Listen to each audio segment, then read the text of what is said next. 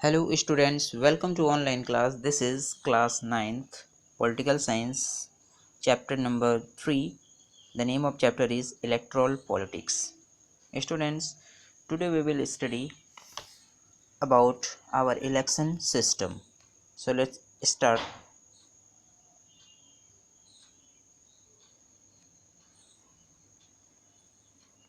Point number 1. First voter list is compiled.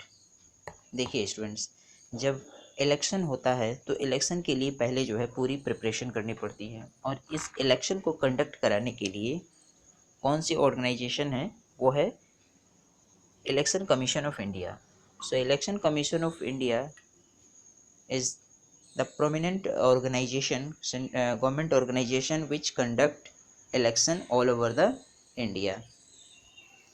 तो सबसे पहले इसमें क्या होता है कि first voter list is compiled. तो वोटर लिस्ट बनाए जाते हैं, उसके प्रिपरेशन होती है कि कैंडिडेट के वोटर लिस्ट हो और उसकी पूरी तैयार करके वोटर आईडी जो है कैंडिडेट तक, जो सिटीजन्स हैं, जो वोटर्स हैं, वहाँ तक उनके पास तक वो वोटर लिस्ट और वोटर आईडी में उनके जो है नाम है उसमें लिस्ट में उनका होना चाहिए. तो ये सब सारा प्रिपरेशन सबसे पहले होता है. Then election date is announce. उसके बाद इलेक्शन का जो डेट होता है वो अनाउंसमेंट होता है कि इलेक्शन होने वाला है. इलेक्शन के जिस डेट पर होना है उसी डेट पर होगा. उससे पहले ये सारी वोटर लिस्ट की प्रक्रिया जो है कंप्लीट हो जानी चाहिए. Next is the country is divided and in constituencies for purpose of election. तो देखिए यहाँ पर इलेक्शन कराने के लिए जो है पूरी कंट्री को कई कॉन्स्टिट्यूएंसीज में डिवाइड किया गया है. ठीक है, अलग अलग कॉन्स्टिट्यूएंसीज होते हैं, उन कॉन्स्टिट्यूएंसीज में इलेक्शन कंडक्ट किए जाते हैं. ओके, इलेक्शन के पर्पज से ही ये सब सारा काम होता है, कॉन्स्टिट्यूएंसीज बनाए जाते हैं. Okay, there are separate constituencies for central and state legislature. तो देखिए सेंट्रल लेजिस्लेचर के लिए अलग कॉन्स्टिट्यूएंसीज होती हैं, स्टेट लेजिस्लेचर के लिए अलग कॉन्स्टिट्यूएंसीज होती हैं. ठीक है, और जहाँ पर जिस कॉन्स्टिट्यूएंसीज पर इलेक्शन होना था उस कॉन्स्टिट्यूएंसी में अलग अलग कैंडिडेट्स होते हैं, वहाँ पर वो इलेक्शन लड़ते हैं और जो जीत जाता है, जो विन कर जाता है, उसे जो है गवर्नमेंट बनाने का मौका मिलता है.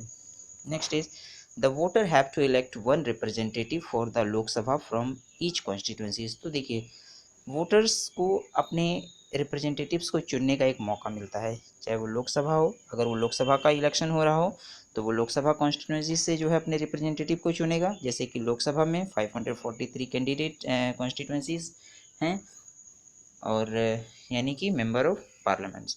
The constituencies for are form on the basis of population. तो जो कॉन्स्टिट्यूंसीज होते हैं किसी एरिया में, किसी डिस्ट्रिक्ट में, मान लीजिए किसी स्टेट में कितने कॉन्स्टिट्यूंसीज होंगे, ये पॉपुलेशन पर डिपेंड करता है. पॉपुलेशन के अकॉर्डिंग जो है कॉन्स्टिट्यूंसीज बनाए जाते हैं. Next point is similarly each state is divided into constituencies and specific members are called member of legislative assembly are elected. तो इसी तरह से सेम वे में स्टेट में भी कॉन्स्टिट्यूंसीज बनाए जाते हैं. स्टेट वहाँ पर जो है लेजिस्लेटिव असेंबली का जो है वहाँ पर इलेक्शन होता है, यानी असेंबली का इलेक्शन होता है. स्टेट में जो इलेक्शन होता है, इन लोगों का इलेक्शन होता है, उसे क्या कहते हैं, उन मेंबर्स को member of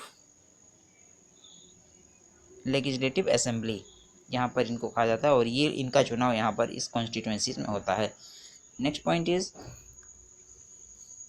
some time the constituencies are called seats. कॉन्स्टिट्यूंसीज को कभी कभी सीट्स भी जो है कहते हैं. ओके,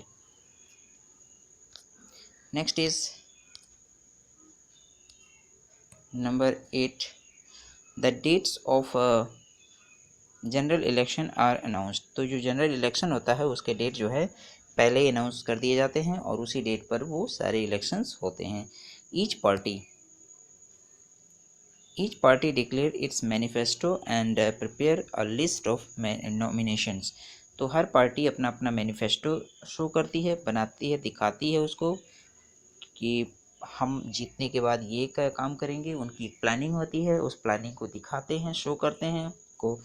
और उन्हें जो है वोटर्स को, ताकि वोटर्स अट्रैक्ट हों और वोटर्स जब उन्हें कैंडिडेट्स के प्लानिंग के बारे में जब उन्हें पता होगा तो वो कैंडिडेट को चूज़ करेंगे। इससे कंपटीशन भी बढ़ता है और इससे एक सही रिप्रेजेंटेटिव को चूज़ करने में हेल्प मिलता है। और उनके उसके बाद जो कैंडिडेट होते हैं जो इलेक्शन कॉन्टेस्ट करते हैं, उन्हें फाइल नॉमिनेशन करना पड़ता है इलेक्शन में।